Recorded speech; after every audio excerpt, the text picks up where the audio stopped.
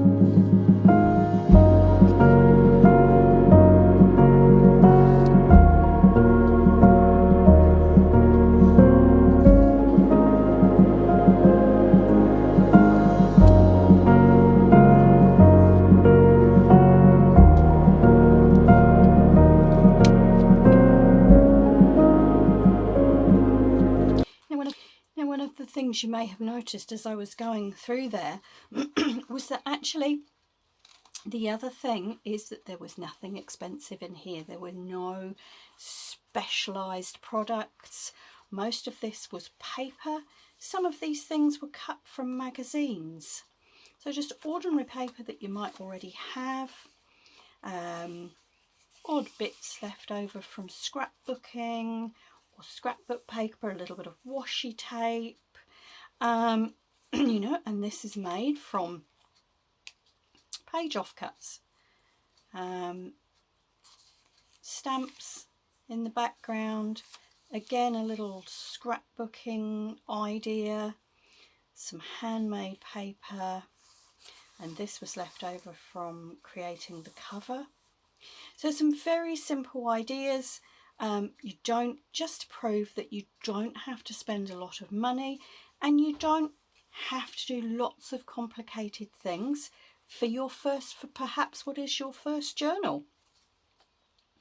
You can play with what you've got. So this is an offcut of scrapbooking paper. Again, a cutout from a magazine. A lot of the words are from magazines, little quotes, some old lace, and again from a magazine. So hopefully that's given you some ideas of where to start without spending lots of money, but ending up with something that you're proud of as your first journal.